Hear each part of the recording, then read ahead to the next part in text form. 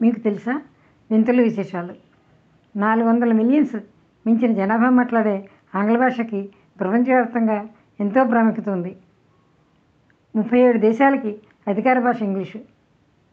ప్రపంచ దేశాలన్నింటిలోనూ వాడుక భాషగా, కొన్ని చోట్ల అధికార భాషగా, అనుబంధ భాషగా, కొన్ని చోట్ల వృత్తిపరంగా, మరికొన్ని చోట్ల విద్యా మాధ్యమంగా విరివిగా వాడబడుతోంది ఆంగ్లం. అనేక ఆధునిక శాస్త్రాలు, సాంకేతిక పదజాలాలు ఆంగ్ల భాష ద్వారానే వెల్లడయ్యాయి. అందువల్ల ఇంగ్లీషును ప్రపంచ భాషల్లోకెల్లా అతి ముఖ్యమైన భాషగా చెప్పుకోవచ్చు. అయితే ఈ ఆంగ్ల భాష ఎప్పుడు ప్రారంభమైంది, ఎలా పుట్టింది, ఎక్కడ మొదట వాడుక మొదలైంది మొదలైన ఆసక్తికరమైన విషయాలు ఈరోజు మనం మన వింతల విశేషాలు కార్యక్రమంలో చెప్పుకుందాం.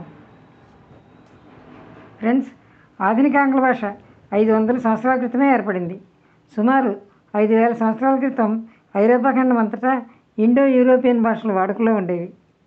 ఈ భాషలను దక్షిణ రష్యా, మరే రైన్ గడి, అరబ్ సముద్రాల మధ్య తిరిగే సంచార జాతుల జనులు మాట్లాడుతూ ఉండేవారు.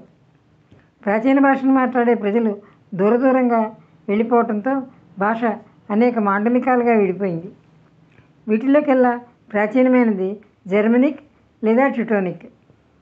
క్రీస్తు శకారంభ కాలానికి ఇది మరలా రెండుగా విడిపోయింది.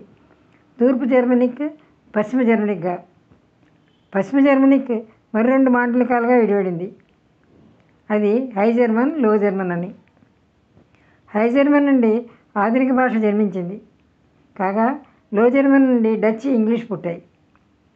ఇంగ్లీషు సమయానుకూలంగా పదజాలాన్ని మార్చుకుంటూ అభివృద్ధి చెందింది. లో జర్మన్ నుండి పుట్టిన భాషల్లో ఒకదాన్ని పాత ఇంగ్లీషు లేక ఆంగ్లో సాక్సన్ అని అంటారు. దీనిని 499లో బ్రిటన్లో వాడారు. ఇది 1150 సంవత్సరం వరకు వాడుకలో ఉంది. 1150 నుండి 1500 మధ్య ఈ భాషలో కొన్ని మార్పులు వచ్చి చేరాయి. దీనిని మిడిల్ ఇంగ్లీష్, మధ్య ఇంగ్లీషు అని అంటారు. 1500 సంవత్సరం తర్వాత నుండి ఆధునిక ఇంగ్లీష్ భాష, మనం వాడుతున్నది ఆధునిక భాష, వాడుకలోకి వచ్చింది. ఫ్రెండ్స్, ఇదండి మనందరి జీవితాలను శాసిస్తున్న, ఆకర్షణీయము, అందరికీ అత్యవసరము అయిన ఆంగ్ల భాష యొక్క పుట్టుపూర్వోత్తరాల కథ. విన్నారు కదా? మీ అనేక ఛానల్ సబ్స్క్రైబ్ చేయండి, ఛానల్ని ప్రోత్సహించండి.